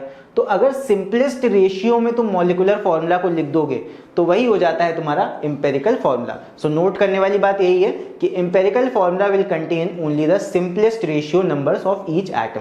सिंपलेस्ट रेशियो में हम सारे एटम्स को ऐसे लिख देते हैं इस फॉर्म में। तो मॉलिक्यूलर फॉर्मूला और एम्पिरिकल फॉर्मूला में यही अंतर है कि मॉलिक्यूलर फॉर्मूला में तुम्हें एग्जैक्ट नंबर ऑफ एटम्स होते हैं, प्रेजेंट होते हैं फॉर्मूला में, और एम्पिरिकल फॉर्मूला में the simplest whole number ratio of atoms is present in the formula. Simplest ratio present होगा तुम्हारे फॉर्मूला में। यही होता है एम्पिरिकल फॉर्मूला और मॉलिक्यूलर फॉर्मूला में अंतर। तो ये दोनों ही चीजें निकालने के लिए तुम्हारे एग्जाम में पूछी जाती हैं। तो अभी हम लोग करने वाले हैं एक question based on empirical formula. So empirical formula चलो एक क्वेश्चन करते हैं। यहाँ पे है क्वेश्चन, पढ़ते हैं इसको। यहाँ पे है an organic compound containing C is equal to 16.27%। Organic compound है, ध्यान रखना। ऑर्गेनिक कंपाउंड का मतलब इसमें कार्बन और हाइड्रोजन प्रेजेंट होगा, मतलब कार्बन तो होगा ही होगा और साथ में और भी एलिमेंट्स प्रेजेंट होंगे। तो कार्बन इज इक्वल टू 16.27% इसमें है, फिर हाइड्रोजन इज इक्वल टू 0.677% है and chlorine is equal to 72.2% है और it's molecular mass is 147.5 AMU। Find its molecular formula. So एक कंपाउंड है जिसमें कार्बन इतना है, हाइड्रोजन इतना है और Cl इतना है। सो यहाँ पे अगर हम थोड़ा दिमाग लगाएं, देखो कार्बन दिया हुआ है 16.27% और H दिया है हमें 0.677% और यहाँ पे Cl दिया हुआ है हमें 72.2%। तो अगर हम इन सबको ऐड करें तो ये टोटल 100% नहीं बनेंगे। यहाँ पे एक और भी एटम होगा जो कि क्वेश्चन में नहीं दे रखा है अलग से, ये हमें अपने से मानना पड़ेगा कि यहाँ पे ऑक्सीजन भी प्रेजेंट होगा बिकॉज एक ऑर्गेनिक कंपाउंड है। ऑर्गेनिक कंपाउंड में यहाँ पे ऑक्सीजन भी प्रेजेंट होगा, तो यहाँ पे इसका परसेंटेज कितना होगा ये हम 100 में से सबके सम को माइनस कर देंगे, सबका सम निकालेंगे तो 100 में से इन टोटल परसेंटेज को माइनस कर देंगे तो हमें ऑक्सीजन का परसेंटेज मिल जाएगा, जो कि आ जाएगा हमारा 10.8%। करके देख लेना, इन सबको ऐड करना, फिर 100 में से माइनस करना, 10.8% आ जाएगा। तो यहाँ पे हमें पूछा गया है फाइंड द मॉलिक्यूलर फॉर्मूला, इस ऑर्गेनिक कंपाउंड का मॉलिक्यूलर फॉर्मूला हमें बताना है। तो कैसे बताते हैं, तरीका देख लो, फिर एक हम लोग पूरा भी सॉल्व करेंगे अभी। तो यहाँ पे हम एक टेबल बनाते हैं, टेबल में हेडिंग्स होती हैं एलिमेंट, फिर उसके बाद एटॉमिक मास, फिर उसके बाद परसेंटेज, कितने परसेंटेज में वो पर्टिकुलर एलिमेंट प्रेजेंट है। फिर यहाँ पे कैलकुलेट जो हम करते हैं, relative number of moles calculate करते हैं, सिंपलेस्ट मोल रेशियो कैलकुलेट करते हैं, और फिर होल नंबर रेशियो यहाँ पे कैलकुलेट करते हैं। तो ये टेबल बनाना बहुत जरूरी है, टेबल के यहाँ पे हेडिंग्स याद कर लेना, बिकॉज ये काम आएगा एम्पेरिकल फॉर्मूला निकालने में। सो सबसे पहले टेबल ड्रॉ होगी, फिर उसके बाद जो जो एलिमेंट्स हमारे प्रेजेंट हैं उन सारे एलिमेंट्स को हम यहाँ लेबल करते हैं। फिर उनका एटॉमिक मास कितना कितना है, यहाँ पे पॉइंट में भी लिया गया, बट तुम कार्बन का सिर्फ 12 ले सकते हो, हाइड्रोजन का सिर्फ 1 ले सकते हो, क्लोरीन का 35.5 ले सकते हो, ये एक्चुअली 5 है, यहाँ मिसप्रिंट है, 35.5 ले सकते हो, और ऑक्सीजन का यहाँ पे 16 ले सकते हो मास। तो यहाँ पे मासेस हो गए। फिर इनके जो परसेंटेज गिवन होते हैं वो परसेंटेज वाले कॉलम में हम लिख लेते हैं। फिर उसके बाद में हम निकालते हैं रिलेटिव नंबर ऑफ मोल्स। ये कैसे निकालते हैं, हम यहाँ पे परसेंटेज को डिवाइड कर देते हैं एटॉमिक मास से। सो परसेंटेज लो, उसको डिवाइड कर दो एटॉमिक मास से, परसेंटेज लो, उसको डिवाइड कर दो उसके एटॉमिक मास से, यहाँ पे इसका परसेंटेज लो और इसके एटॉमिक मास से डिवाइड कर दो। तो यही हम काम करके यहाँ रिलेटिव नंबर ऑफ मोल्स निकाल लेते हैं। ये थोड़ा सा हमें कैलकुलेशन करना पड़ेगा, तो यहाँ पे डायरेक्टली इस तरह कैलकुलेट करके हम निकाल लेंगे। फिर उसके बाद में जब ये रिलेटिव नंबर ऑफ मोल्स आ जाते हैं ना, तो इसमें से सबसे कम मोल्स, जैसे कि यहाँ पे सबसे कम वाला अगर हम देखें तो ये वाला है सबसे कम, तो हम क्या करेंगे, हर एक नंबर ऑफ मोल्स को इससे डिवाइड कर देंगे। हम 1.35 को भी इससे डिवाइड कर देंगे, फिर उसके बाद 0.672 यानी इसको भी इसी से डिवाइड कर देंगे, फिर 2.04 को भी इससे डिवाइड करेंगे, और इस लास्ट वाले को भी यानी कि 0.678 को भी इसी से डिवाइड करेंगे। तो सबको डिवाइड कर देंगे, यहाँ पे जो जो नंबर आएगा वो आगे लिख लेंगे। ये आएगा 2.01, ये आएगा 1.00, ये तो पूरा ही पूरा कट जाएगा। फिर उसके बाद में ये आता है 3.03 और ये आएगा 1.01। तो यहाँ पे हमें लास्ट कॉलम में क्या लेना है, इन्हीं का होल नंबर रेशियो। पॉइंट वाला पार्ट गायब कर दो, ठीक है, इनको राउंड ऑफ कर लो बेसिकली। ये आ जाएगा 2, ये आ जाएगा 1, ये आ जाएगा 3 और ये आ जाएगा 1। तो यही पे आ जाता है हमारा एम्पेरिकल फॉर्मूला। सो यहाँ पे इसका एम्पेरिकल फॉर्मूला हमारा क्या हो जाएगा, that will be equal to, carbon यहाँ पे 2 है और हाइड्रोजन हमने कितना निकाल लिया 1, तो H के नीचे कुछ नहीं लिखेंगे। क्लोरीन कितने हैं, यहाँ पे 3 हैं, क्लोरीन 3 हो जाएंगे, और ऑक्सीजन यहाँ पे कितना प्रेजेंट है 1, आगे लास्ट में हो जाएगा O। तो इस तरह हम निकाल लेंगे एम्पेरिकल फॉर्मूला। ये जो आया है हमारा, this is the empirical formula, empirical formula. तो एम्पेरिकल फॉर्मूला हमारा इतना आ गया। अब यहाँ पे क्वेश्चन ने हमसे क्या पूछा था, फाइंड इट्स मॉलिक्यूलर फॉर्मूला। तो मॉलिक्यूलर फॉर्मूला और एम्पेरिकल फॉर्मूला में क्या फर्क होता है, अभी मैंने जस्ट बताया था दैट एम्पेरिकल फॉर्मूला तुम्हारा सिंपलेस्ट रेशियो वाले नंबर्स को शो करता है हर एटम के नीचे, और मॉलिक्यूलर फॉर्मूला में वही तुम्हारे मल्टीप्लाई हो जाते हैं n से। तो यहाँ पे एम्पेरिकल फॉर्मूला जो होता है, या मॉलिक्यूलर फॉर्मूला की अगर हम बात करें, तो molecular formula is equal to n into empirical formula. Empirical formula में n से मल्टीप्लाई कर दे तो हमारा मॉलिक्यूलर फॉर्मूला आ जाएगा। n यहाँ पे क्या है, वही जो रेशियो का हमारा मल्टीपल होगा मॉलिक्यूलर फॉर्मूला में। तो सबसे पहले हम इस n का वैल्यू निकालते हैं। तो n का वैल्यू निकालने के लिए हमारा फॉर्मूला होता है molecular formula weight upon empirical formula wait. तो इससे हम n का वैल्यू निकालेंगे। अब यहाँ पे क्वेश्चन में जरा ध्यान दो, तुमको एक चीज दे रखी होगी, इट्स मॉलिक्यूलर वेट या molecular mass is equal to 147.5। So molecular formula का वेट हमको दे रखा है 147.5, और एम्पेरिकल फॉर्मूला का वेट हम निकाल सकते हैं, बिकॉज एम्पेरिकल फॉर्मूला ये हमने निकाल लिया है। यही तो है हमारा empirical formula, this is empirical formula. तो इसी से हम एम्पेरिकल फॉर्मूला वेट निकालेंगे। कैसे, देखो कार्बन 2 प्रेजेंट है तो ये हो जाएगा 2 इंटू 12, प्लस हाइड्रोजन 1 है तो ये +1 हो गया, क्लोरीन 3 है तो ये हो गया +3 इंटू 35.5, और प्लस यहाँ पे हो जाएगा ऑक्सीजन 1 है तो ये हो जाएगा 16। सो इसको अगर हम सॉल्व करेंगे, इन सबको ऐड करके ये कितना आएगा, ये भी 147.5 ही आ जाएगा डिनोमिनेटर में। सॉल्व कर लेना इसको एक बार, इनको ऐड करके सॉल्व करोगे मल्टीप्लाई करके पूरा, तो डिनोमिनेटर में 147.5 ही आएगा। तो ये इक्वल टू आ जाएगा 1, यानी कि यहाँ पे n का वैल्यू 1 आ गया। तो यानी कि सिंपल हमारा मॉलिक्यूलर फॉर्मूला क्या आ जाएगा, n यहाँ पे 1 है तो जो एम्पेरिकल फॉर्मूला है उसको 1 से ही मल्टीप्लाई करेंगे, वही हमारा मॉलिक्यूलर फॉर्मूला भी आ जाएगा। So molecular formula molecular formula is equal to 1 into empirical formula, 1 into empirical formula, यानी कि ये आ जाएगा इक्वल टू C2H और उसके बाद Cl3O। यही सेम हमारा आ जाएगा मॉलिकुलर फॉर्मूला भी। अगर यहाँ पे सपोज N2 होता तो यहाँ पे 2 से सारे नंबर्स को हम मल्टीप्लाई कर देते नीचे, तो ये 4 हो जाता, ये 1 हो जाता, ये 6 हो जाता, ये 2 हो जाता। बट यहाँ पे क्योंकि n का वैल्यू 1 ही आया है, इसीलिए हमारा सेम मॉलिकुलर फॉर्मूला भी यही हो जाएगा। सो आई होप तुम लोग को ये वाला क्वेश्चन समझ में आया होगा। चलो इसके बाद बढ़ते हैं नेक्स्ट क्वेश्चन की तरफ एंड देखते हैं कि ये कैसे होगा। यहाँ पे ये हमारा क्वेश्चन है, इसको रीड करते हैं। यहाँ पे भी सेम हमें एम्पेरिकल फॉर्मूला ही निकालना है। यहाँ पे है an organic compound has 68.32% carbon, 6.406% hydrogen and 25.267% chlorine. So यहाँ पे we have to calculate the molecular formula of the compound if its vapour density is 70.25। यहाँ पे बस हमें एक कॉन्सेप्ट का यूज करना है जो मैं बता देता हूं तुम लोग को, that molecular weight is equal to 2 into vapour density. ये फॉर्मूला और याद कर लो कि अगर किसी क्वेश्चन में तुम्हें वेपर डेंसिटी दे रखा है तो वहां पे मॉलिकुलर वेट तुम निकाल सकते हो by using this formula. So molecular weight is equal to होता है 2 इंटू वेपर डेंसिटी। यहाँ पे वेपर डेंसिटी दे रखा है 70.25, जो कि हो जाएगा तुम्हारा 2 से मल्टीप्लाई कर लो, 25 इंटू 2 करोगे ये 0.50 आएगा, 70 इंटू 2 करोगे ये 140 आ जाएगा। सो 140.50 ये आ जाएगा तुम्हारा मॉलिकुलर वेट। सो इसका हम यूज करेंगे कब, जब n का वैल्यू निकालते हैं तब इसका यूज करेंगे। फिलहाल के लिए अभी हम वही टेबल बना के सॉल्व करते हैं और यहाँ पे निकालते हैं यहाँ पे अपना एम्पेरिकल फॉर्मूला। तो चलो बनाते हैं टेबल। तो यहाँ पे मैंने टेबल ऑलरेडी ड्रॉ करके रखा हुआ है एंड यहाँ पे इस टेबल की मदद से हम एम्पेरिकल फॉर्मूला निकालेंगे। देखो यहाँ पे जो एलिमेंट्स थे मैंने एलिमेंट वाले कॉलम में लिख लिए, इनके एटॉमिक मासेस मैंने ले लिए, परसेंटेज मैंने तीनों का क्वेश्चन से देख के यहाँ पे कॉपी कर लिया है। अब रिलेटिव नंबर ऑफ मोल्स निकालते हैं। सो यहाँ पे रिलेटिव नंबर ऑफ मोल्स निकालने के लिए देखो परसेंटेज को एटॉमिक मास से डिवाइड कर देंगे, ये आ जाएगा 5.69। यहाँ पे हम 6.406 को 1 से डिवाइड करेंगे, ये तो सेम आ जाएगा। और यहाँ पे 25.267 को हम 35.5 से डिवाइड करेंगे, ये आ जाएगा 0.711। फिर उसके बाद सिंपलेस्ट रेशियो निकालने के लिए इन तीनों में से हम सबसे छोटा वाला लेते हैं और तीनों को उससे डिवाइड कर देते हैं, तीनों नंबर्स को। तो यहाँ पे सबसे छोटा हमें दिख रहा है 0.711, तो यहाँ पे तीनों टर्म्स को 0.711 से डिवाइड कर देंगे, जो कि ये आ जाएगा, पहला टर्म आ जाएगा 7.97, दूसरा आ जाएगा 9.00 और तीसरा आ जाएगा सिंपल 1, बिकॉज ये सेम ही से डिवाइड हो रहा है। तो यहाँ पे अगर इनको हम होल नंबर रेशियो में कन्वर्ट करें तो ये 7.97 है, 8 के काफी क्लोज है, तो इसको हम 8 में राउंड ऑफ कर देंगे, ये हो जाएगा 9.00, सिंपल 9 ले लेंगे इसको, और ये तो 1 ही है तो ये 1 हो जाएगा।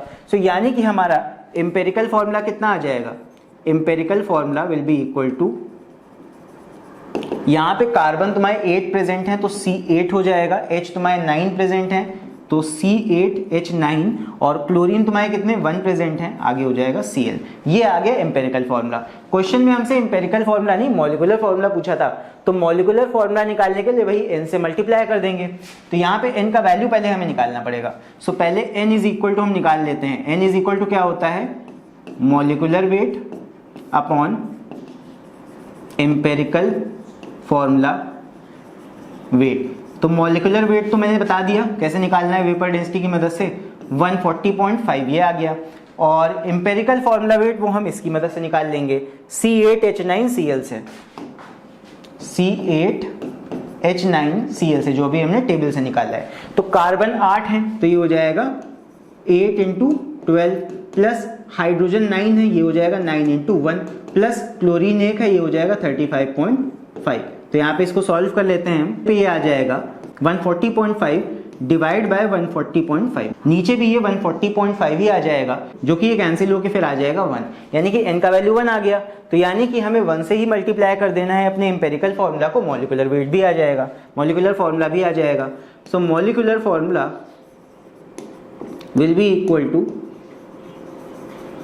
n इंटू, n यहाँ पे कितना है 1, तो 1 इंटू एम्पेरिकल फॉर्मूला, तो यानी कि जो हमारा एम्पेरिकल फॉर्मूला है वही हमारा मॉलिकुलर फॉर्मूला है, that is equal to C8H9Cl। तो ये आ जाएगा हमारा molecular formula of this compound. तो यहाँ पे जो क्वेश्चन था इसका हमने आंसर निकाल दिया है। सो आई होप तुम लोग को ये निकालना समझ में आ गया होगा। काफी ज्यादा इंपॉर्टेंट टॉपिक है हमारा एम्पेरिकल फॉर्मूला। आई होप समझ गए होगे अभी।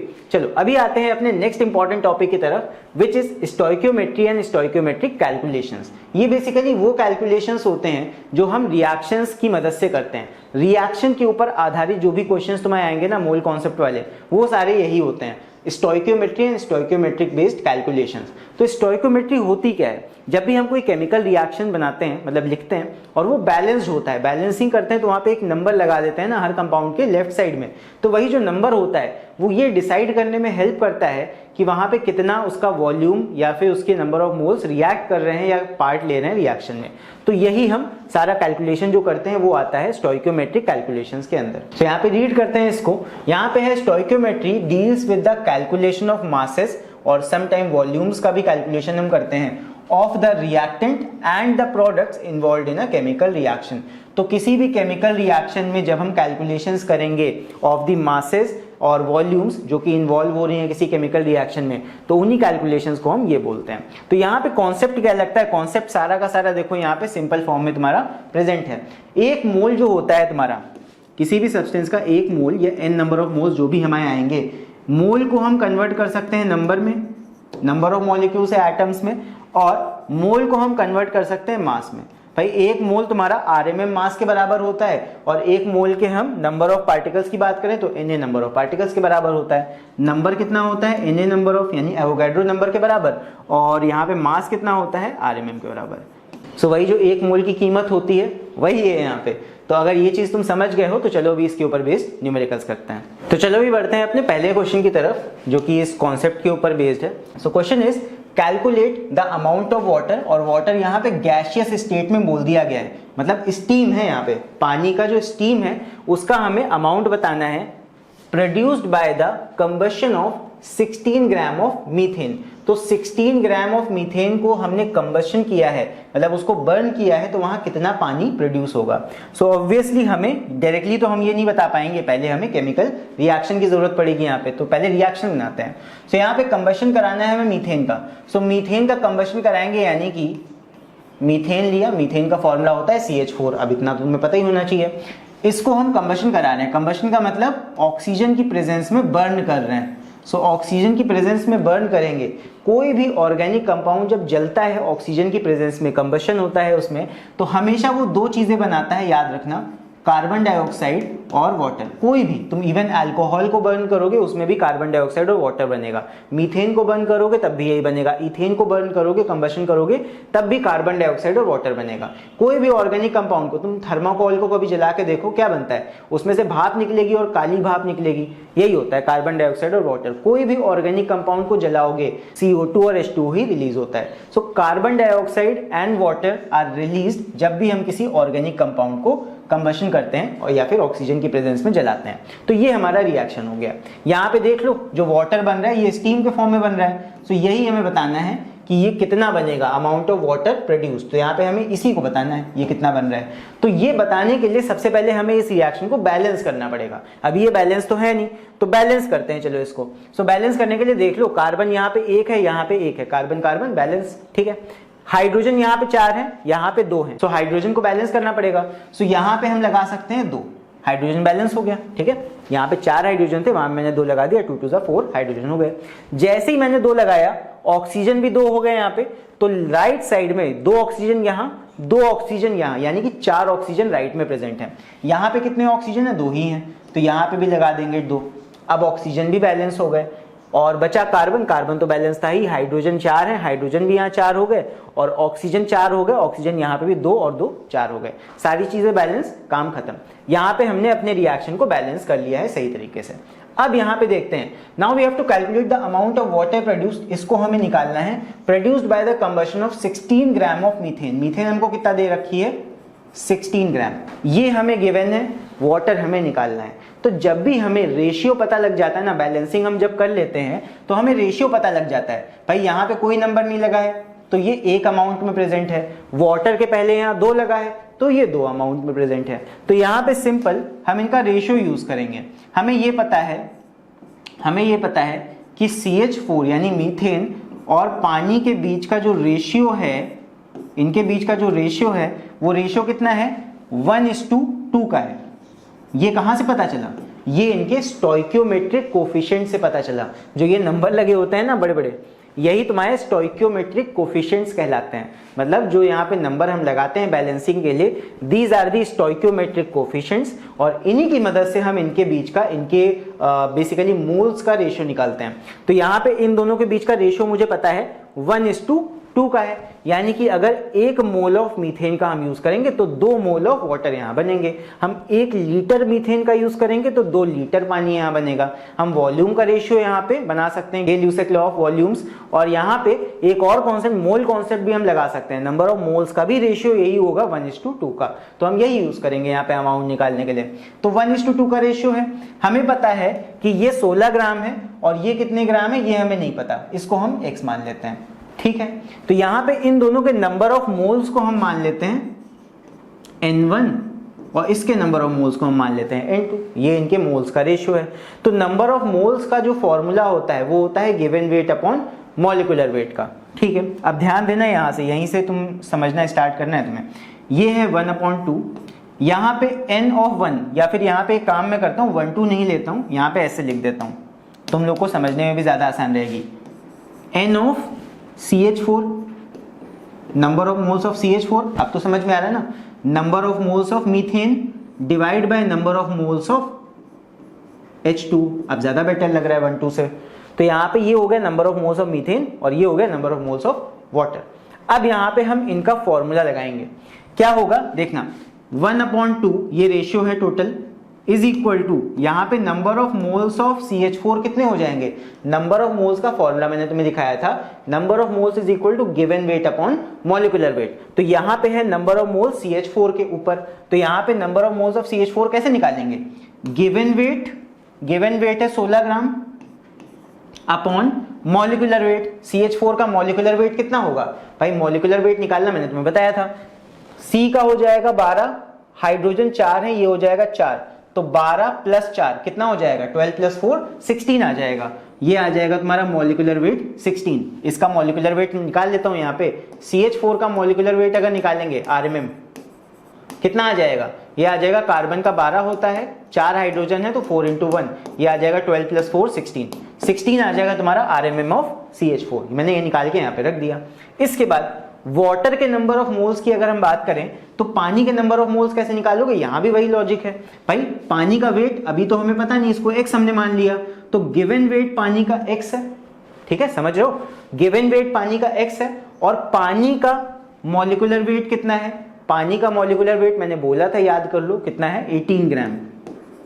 ये नहीं समझ में आ रहा है तो देख लो, पानी का कैसे निकालेंगे RMM, तो ये आ जाएगा तुम्हारा RMM of H2O is equal to, hydrogen 2 है तो 2 × 1, एटॉमिक मास ऑफ हाइड्रोजन होता है 1, और प्लस यहाँ पे ऑक्सीजन का एटॉमिक मास होता है 16, तो 16 + 2 करोगे ये आ जाएगा 18। इसीलिए मैंने कहा था 18 याद कर लो कि पानी का RMM 18 होता है। अब इसको हमें सॉल्व कर देना है, तो ये हो जाएगा, सिंपल मैथ है, अब और कुछ नहीं है।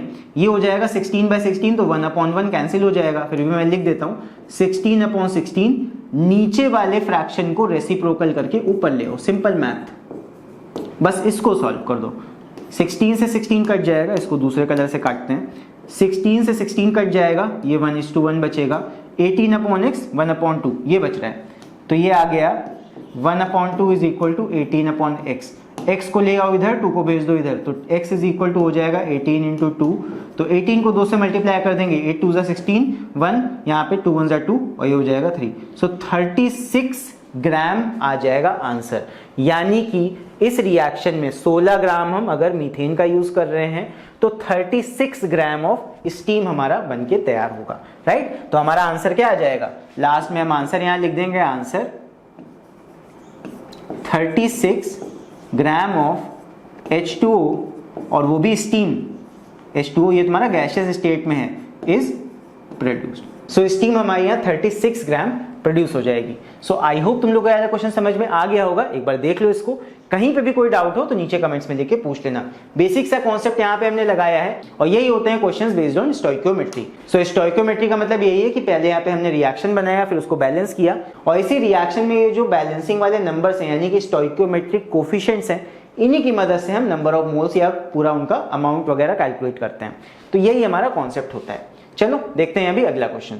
सो नेक्स्ट हमारा क्वेश्चन है ये, chlorine is prepared in laboratory by treating manganese dioxide MnO2 with aqueous hydrochloric acid according to the reaction 4HCl plus MnO2 is equal to या gives 2H2O plus MnCl2 plus Cl2। तो ये जो reaction है ना, इसकी मदद से हम लैबोरेटरी में क्या बनाते हैं, क्लोरीन बनाते हैं। Chlorine is prepared in laboratory by the help of this reaction. हम क्या करते हैं, MnO2 यानी मैंगनीज डाइऑक्साइड को रिएक्ट करते हैं HCl के साथ में, तो हमारा वाटर बनता है, MnCl2 बनता है और क्लोरीन बनता है। क्लोरीन की हमें जरूरत है लैबोरेटरी में। सो how many grams of HCl react with 5 gram of MnO2, ये हमसे पूछा गया है। 5 ग्राम मैंगनीज डाइऑक्साइड के साथ यहाँ पे कितना HCl रिएक्ट करेगा, हमको ये निकाल देना है। इस बार फायदा क्या है कि हमें रिएक्शन ऑलरेडी पहले से क्वेश्चन में दे रखा है तो हमें बनाना नहीं है। बैलेंस भी पहले से दे रखा है, बैलेंसिंग वगैरह सब हो रखा है। सो यहाँ पे डायरेक्टली हम इस क्वेश्चन को सॉल्व करते हैं। चलो सो यहाँ पे रिएक्शन क्योंकि हमें पता है तो हमें रेशियो भी पता है, नंबर स्टोइकियोमेट्रिक कोफिशिएंट्स हमें दे रखे हैं। तो हमें किसका किसका यहाँ रेशियो निकालना है, how many grams of HCl पूछा गया है और with 5 gram of manganese dioxide, ये गिवन है। तो जो चीज गिवन है, जो कंपाउंड और जो निकालना है, उन दोनों का रेशियो देख लो रिएक्शन से। सो यहाँ पे सिंपल रेशियो निकालते हैं दोनों का। यहाँ तुम्हारा MnO2 का तुम्हें पता है गिवन है और HCl का तुमको निकालना है। तो MnO2 का रेशियो हम HCl के साथ में ले लेते हैं, बस इन दोनों का रेशियो ले लो। MnO2 कितना है, यहाँ पे नंबर 1 लगा है, कुछ नहीं लगा है, मतलब 1 है, तो ये हो जाएगा 1 अपॉन HCl का रेशियो कितना है, इसके पहले यहाँ लेफ्ट में 4 लगा है। ये ऑलरेडी बैलेंस रिएक्शन है, ध्यान रखना, बार-बार बता रहा हूँ, ये पहले से बैलेंस है, इसलिए हमें इसको बैलेंस करने की जरूरत नहीं है। सो इसीलिए हम यहाँ पे डायरेक्टली ये काम कर सकते हैं। सो यहाँ पे MnO2 1 है और यहाँ पे HCl कितने हैं, 4। ये हमें रिएक्शन में ही देख के दिख रहा है साफ साफ। इज इक्वल टू, अब यहाँ पे हम इनके जो अमाउंट है उससे इसको कंपेयर कर सकते हैं, इस रेशियो को। सो अमाउंट का मतलब यहाँ डायरेक्टली मासेस को कंपेयर नहीं कर सकते, ध्यान रखना। या तो हम वॉल्यूम्स को कंपेयर कर सकते हैं गेल-ल्यूसेक्स लॉ ऑफ वॉल्यूम के अकॉर्डिंग, या फिर यहाँ पे आगे नंबर ऑफ मोल्स से हम कंपेयर कर सकते हैं डायरेक्टली। कैसे, देखो भाई, यहाँ पे हम कह सकते हैं 1/4, यानी कि MnO2 का 1 मोल होगा, MnO2 का 1 मोल होगा, तो नंबर ऑफ मोल्स HCl के 4 होंगे। यही तो बता रहे हैं भाई, 1 मोल अगर MnO2 का होगा, रेशियो क्या है MnO2 और HCl के मोल्स का 1:4 का, तो मैंने मोल्स का रेशियो यहाँ बना दिया। अगर मोल्स का रेशियो बनाने तक का काम कर ले गए हो तो फिर आगे का काम आसान है तुम्हारे लिए। आगे बस क्या करना है, नंबर ऑफ मोल्स का फॉर्मूला लगा देना है। नंबर ऑफ मोल्स क्या होते हैं, given weight upon molecular wait. इधर तो 1/4 ही रहेगा रेशियो, कोई दिक्कत नहीं है। अब यहाँ पे नंबर ऑफ मोल्स का फॉर्मूला लगाओ, number of moles given weight upon molecular weight. MnO2 का वेट हमें गिवन है, क्वेश्चन में पढ़ लो, how many grams of HCl, ये हमें निकालना है, इसका हम वेट x मान लेते हैं HCl का, with 5 gram of manganese dioxide. Manganese dioxide का हमें वेट दे रखा है, तो यहाँ पे MnO2 का गिवन वेट कितना हो जाएगा, 5 ग्राम। तो गिवन वेट 5 ग्राम अपॉन मॉलिक्यूलर वेट, MnO2 का मॉलिक्यूलर वेट हम यहाँ पे निकाल लेते हैं, that is equal to RMM of MnO2। Manganese का एटॉमिक वेट होता है 55 और ऑक्सीजन का एटॉमिक वेट होता है तुम्हारा 16 और 2 ऑक्सीजन है, तो यहाँ पे हो जाएगा 2 × 16। मैंगनीज का यहाँ पे क्वेश्चन में दे नहीं रखा है, तो ये हमें पीरियोडिक टेबल से देख के हम निकाल सकते हैं, या ऐसे याद कर लो अब से। तो मैंगनीज का 55 एटॉमिक वेट होता है, ये हमने लिख लिया। अब इसको ऐड करके सॉल्व कर लेते हैं, तो ये हो जाएगा 55 और प्लस 16 2 32, ये आ जाएगा 5 + 2 7 और 5 + 3 8, तो 87 आ गया ये। तो यहाँ पे 5/87 हो जाएगा number of moles of MnO2, ये आ गया। फिर डिनोमिनेटर में है number of moles of HCl, तो HCl के नंबर ऑफ मोल्स का मतलब HCl का गिवन वेट हमने x मान लिया है, HCl का गिवन वेट x मान लिया है, डिवाइड करेंगे इसको HCl के मॉलिक्यूलर वेट से, तो HCl का मॉलिक्यूलर वेट कितना हो जाएगा, ये भी हम यहाँ पे निकाल लेते हैं, RMM ऑफ HCl। तो RMM ऑफ HCl हो जाएगा, H का है 1 प्लस ये है 35.5, तो HCl का हो जाएगा कितना, ये आ जाएगा 36.5। तो बस यहाँ पे रख दो 36.5, ये है। तो यहाँ पे बस इसको सॉल्व कर लेते हैं अभी, तो यहाँ पे हो जाएगा कितना, 1/4 इज इक्वल टू 5/87, और नीचे वाले डिनोमिनेटर को पूरा, नीचे वाला जो फ्रैक्शन है इसको हम ऊपर ले आएंगे, तो ये हो जाएगा multiply by 36.5 divide by x। बस इसको सॉल्व कर लेते हैं, x को ले आते हैं इधर, 4 आ जाएगा इधर नीचे। सो x इज इक्वल टू हो जाएगा 5/87 इंटू 36.5 और 4 इधर चला जाएगा ऊपर मल्टीप्लाई में, ये आ जाएगा। तो बस इसे हमें सॉल्व करना है। 5 4 तो 20 हो जाएगा, इसको मैं अब इधर सॉल्व करता हूँ यहाँ पे। ये हो जाएगा 5 4 20 और 20 मल्टीप्लाई बाय 36.5 डिवाइड बाय 87 और इसको जब हम सॉल्व कर लेंगे ये आ जाएगा हमारा 8.39। इसको सॉल्व कर लेना, कैलकुलेशन कर लेना तुम लोग। ये आ जाएगा तुम्हारा x इज इक्वल टू इतना, और x हमारा क्या था, गिवन वेट था, तो इसको हम ग्राम्स में बता सकते हैं। सो आंसर हमारा क्या हो जाएगा, आंसर यहाँ पे कितना HCl रिक्वायर्ड होगा, how many grams of HCl react, तो यहाँ पे हो जाएगा HCl is equal to 8.39 grams. 8.39 grams of HCl required होगा इस पर्टिकुलर रिएक्शन में to react with 5 gram of manganese dioxide, right. So इस तरह हम मोल्स को आपस में कंपेयर करते हैं, रेशियो निकाल लेते हैं दोनों चीजों का। एक चीज गिवन होगी, एक चीज निकालनी होगी, दोनों के मोल्स का रेशियो बनाएंगे। मोल्स का यहाँ पे फॉर्मूला के हिसाब से हम वैल्यू रख देंगे नंबर ऑफ मोल्स का। उसके बाद में सॉल्व करके जो भी हमें गिवन होगा वो पूरा यहाँ पे आ जाएगा, और जो निकालना होगा उसका गिवन वेट वाला पार्ट यानी कि x हम निकाल लेते हैं। सो जब एग्जाम में हम इस क्वेश्चन को सॉल्व करेंगे तो थोड़े से स्टेटमेंट्स वगैरह हम लिख देंगे सही से, और यहाँ पे इस तरह हम इस क्वेश्चन को सॉल्व कर देंगे। सो आई होप समझ में आ गया होगा ये क्वेश्चन। तो चलो अभी बढ़ते हैं हम लोग अगले क्वेश्चन की तरफ।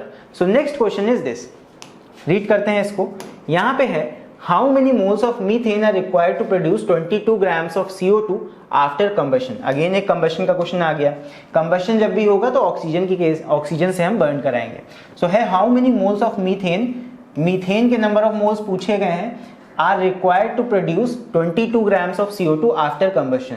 सो यहाँ पे मीथेन का कंबशन होना है तो ये हो जाएगा CH4 प्लस यहाँ पे ऑक्सीजन से इसको हम बर्न कराएंगे। क्या बनेगा, किसी भी ऑर्गेनिक कंपाउंड को कंबशन कराते हैं तो बनता है कार्बन डाइऑक्साइड और वाटर, CO2 प्लस H2O। सबसे पहले तो बैलेंस करना पड़ेगा, एंड हमने बैलेंस किया भी था।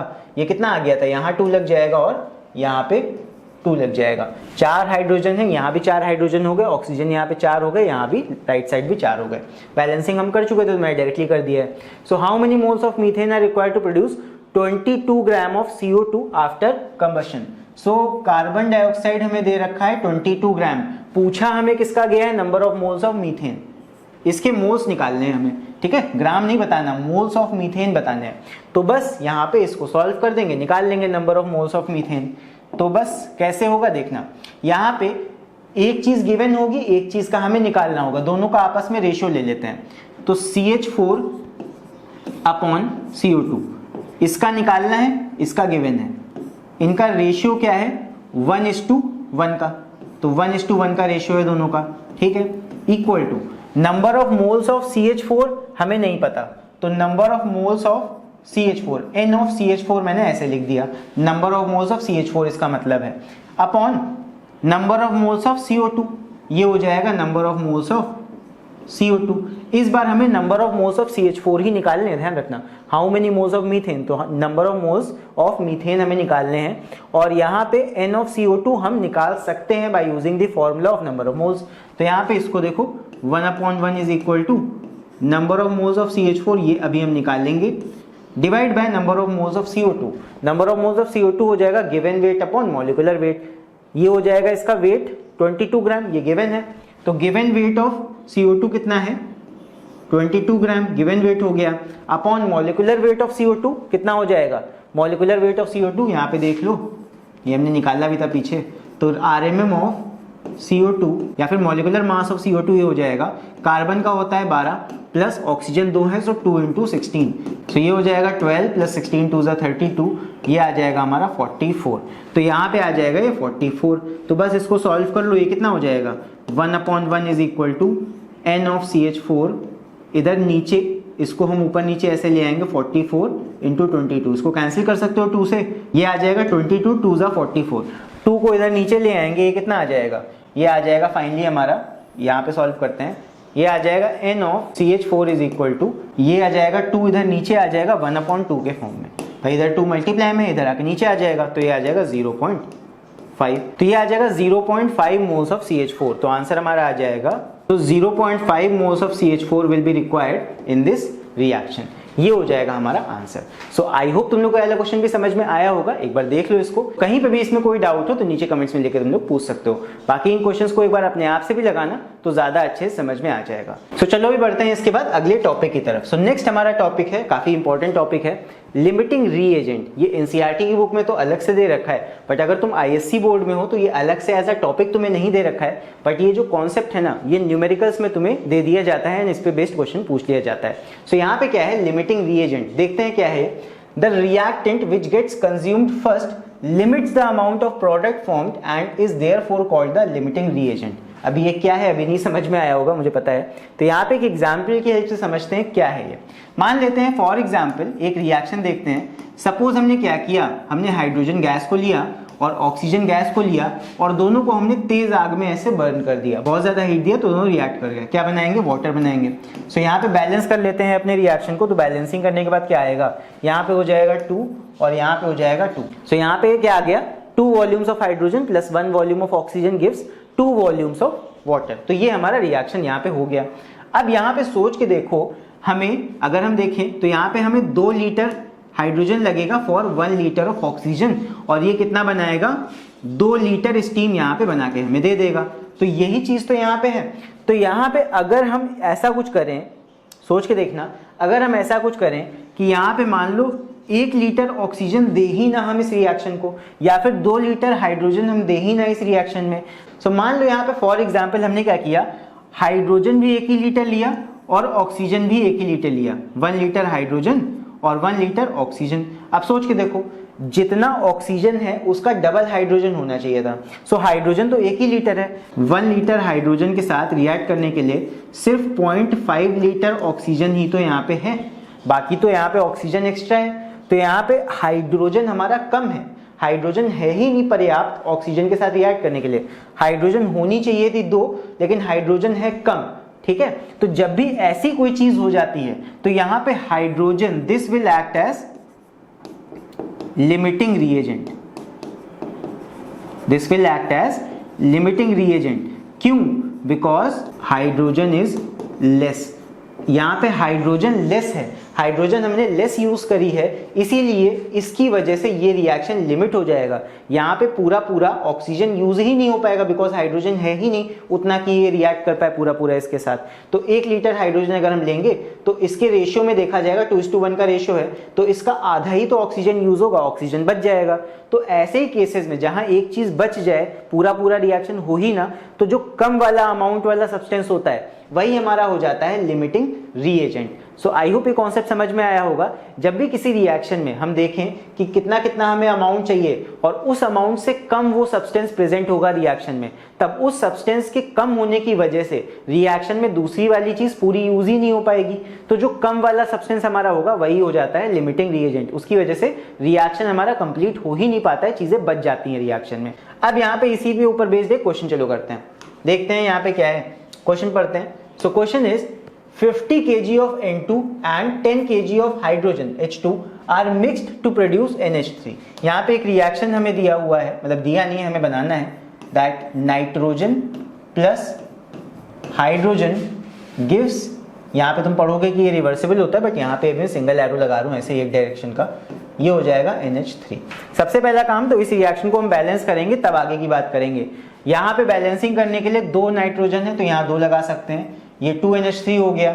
यहाँ पे 2 नाइट्रोजन बैलेंस, लेकिन हाइड्रोजन यहाँ पे कितने हैं, 6 हो गए। सो यहाँ पे हमें लगाना पड़ेगा 3।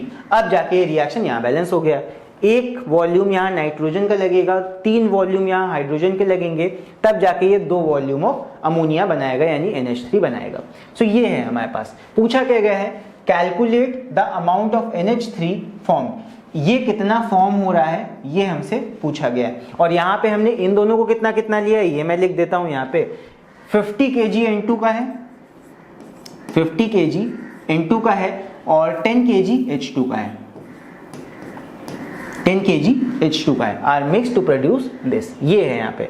सो हमसे क्या पूछा गया है, now we have to identify the limiting reagent, यहाँ पे लिमिटिंग रीएजेंट कोई है, मतलब कोई एक अमाउंट, कोई एक सब्सटेंस का अमाउंट यहाँ पे कम है। कौन सा वाला कम है वो हमें निकालना है।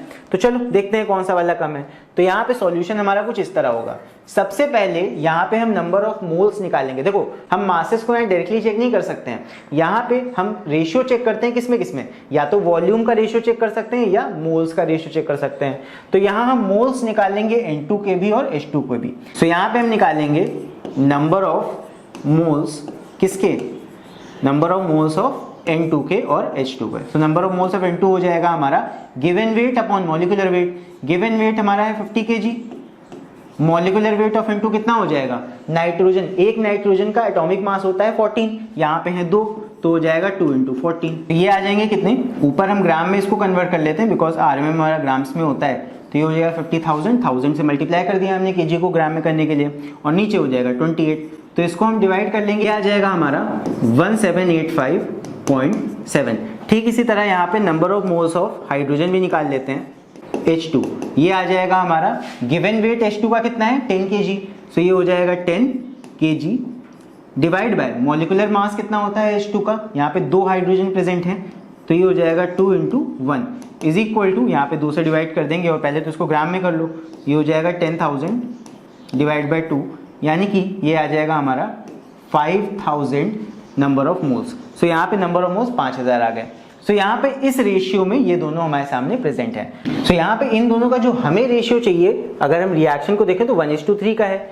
अगर हम यहाँ पे नाइट्रोजन का 3 गुना करें, यहाँ पे जो नाइट्रोजन है इसका 3 गुना करके जरा देखो, 1785.7 का 3 गुना करके देखो कितना आएगा, कि कितना हमको हाइड्रोजन लगेगा यहाँ। तो ये आ जाएगा 1, 7 3 21, 2 यहाँ पे कैरी गया, 5 3 15, 16 17, 1 8 3 24, 25, फिर 2 गया, 7 3 21, 22 23, और उसके बाद फिर 2 3 1 3 4 5, तो 5357.1 इतना हमको नंबर ऑफ मोल्स लगेंगे किसके, हाइड्रोजन के।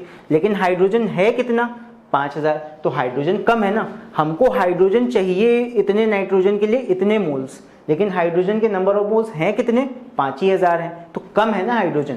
तो यहाँ पे हाइड्रोजन का अमाउंट कम है, सो इसीलिए hydrogen will act as a limiting reagent.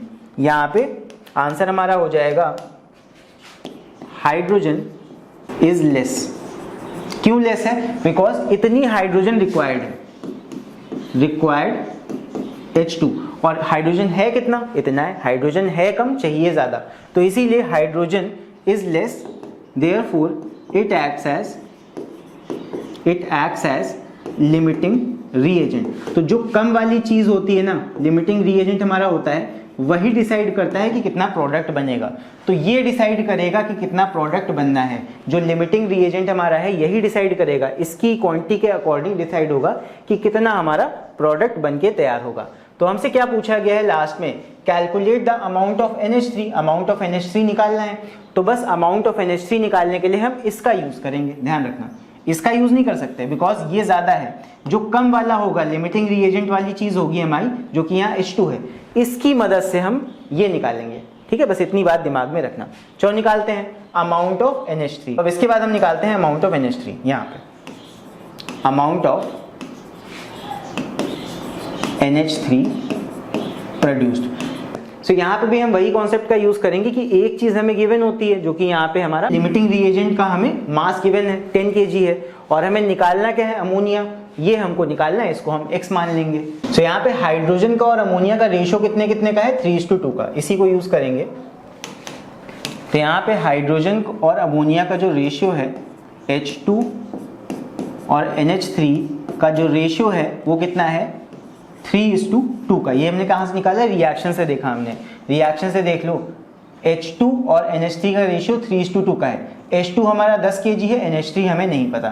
सो यहाँ पे इनका कंपैरिजन हम किसके बेसिस पे करेंगे, नंबर ऑफ मोल्स के बेसिस पे। हम हमेशा कंपैरिजन नंबर ऑफ मोल्स का करते हैं। तो ये हो जाएगा N ऑफ H2 और इधर हो जाएगा number of moles of ammonia यानी कि NH3, जो कि हो जाएगा 3/2 इज इक्वल टू, सो इसको आगे सॉल्व करते हैं अभी, इक्वल टू हो जाएगा number of moles of hydrogen.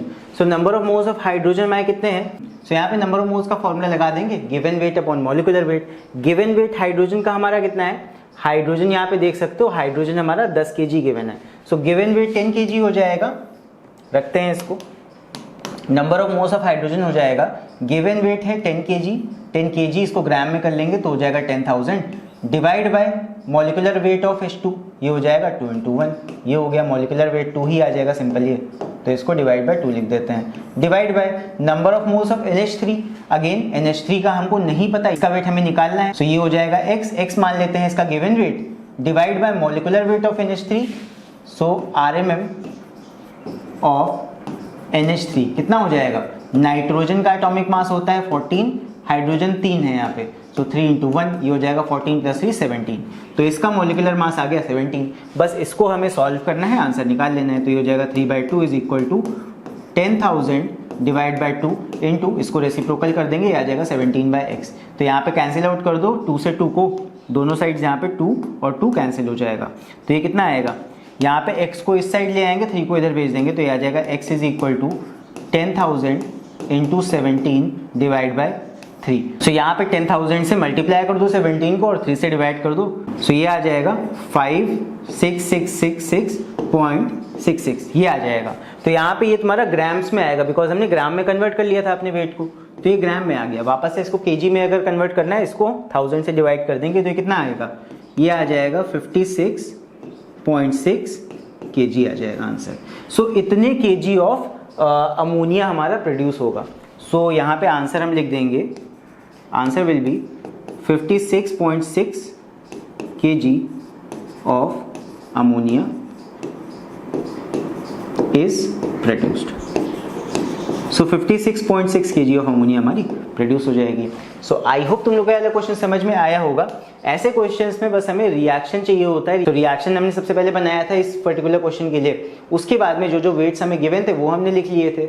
Limiting reagent हमें पूछा गया था, तो पहले हमने दोनों के नंबर ऑफ मोल्स निकाले, फिर देखा हमने रेशियो के अकॉर्डिंग कौन सा वाला यहाँ पे कंपाउंड कम है, तो इसका 3 टाइम्स हमने करके देखा, जो कि ज्यादा आ रहा था, यानी कि हाइड्रोजन हमारा कम पड़ जाएगा यहाँ पे। सो इसीलिए लिमिटिंग रिएजेंट हमारा हाइड्रोजन हो गया था। फिर इसी लिमिटिंग रिएजेंट से ही हमने डिसाइड किया कि हमारा आगे प्रोडक्ट कितना बनेगा। सो प्रोडक्ट का अमाउंट निकालने के लिए हमने फिर यहाँ पे रेशियो यूज कर लिया दोनों एलिमेंट्स का। एक चीज गिवन थी हाइड्रोजन, लिमिटिंग वाली ही यूज करेंगे, दूसरी N2 नहीं यूज करेंगे, तो लिमिटिंग वाला यहाँ पे कंपाउंड हमने यूज किया जो गिवन था, अपॉन जो निकालना था वो दोनों का रेशियो लिया, दोनों का नंबर ऑफ मोल्स से उसको इक्वेट कर दिया, फिर नंबर ऑफ मोल्स रखे, सॉल्व कर लिया, यहाँ पे जो हमें नहीं पता था वो अमाउंट हमने निकाल लिया।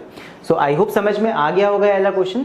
नहीं समझ में आया हो, कहीं पे भी कोई डाउट हो, तो नीचे कमेंट्स में लिख के तुम लोग बेशक पूछ सकते हो, मैं उसको अगले वीडियो में और भी क्वेश्चंस करा के समझा दूंगा। सो आई होप तुम लोग को ये सारे ही टॉपिक समझ में आ गए होंगे। अब ये 2 क्वेश्चंस तुम लोग के लिए होमवर्क है, सो यहाँ पे इसका स्क्रीनशॉट ले लो एंड इन दोनों क्वेश्चंस को तुम लोग अपने आप से ट्राई करना है एक बार, एंड ट्राई करने के बाद इनका जो आंसर आएगा वो तो मुझे नीचे कमेंट्स में लिख के बताना, ताकि मुझे पता लगे कि तुम लोगों ने होमवर्क क्वेश्चंस को सॉल्व किया है, राइट। सो आई होप इस वीडियो में जितनी भी बातें मैंने तुम लोग को एक्सप्लेन की हैं, तुम लोग को वो सारी चीजें समझ में आई होंगी अच्छे से। अब नेक्स्ट वीडियो में हम लोग देखेंगे ये सारे टॉपिक्स जो कि यहाँ पे तुम लोग को पार्ट नंबर 3 में दिख रहे हैं। अभी हम लोगों ने ये सारे टॉपिक्स कवर कर लिए हैं। सो आई होप इस वीडियो से तुम्हें हेल्प मिली होगी। सो अगर तुम लोग को ये वीडियो अच्छा लगा हो तो इस वीडियो को लाइक जरूर करना। सो अगर इस चैनल पर नए हो तो चैनल को सब्सक्राइब जरूर से कर लेना, और साथ में बेल आइकन को भी प्रेस कर देना, ताकि जब मैं नेक्स्ट वीडियो को अपलोड करूँ तो उसका नोटिफिकेशन तुम्हें जरूर से मिल जाए। सो इसके बाद अब हम मिलेंगे अगले वीडियो में। Till then take care, see you and bye.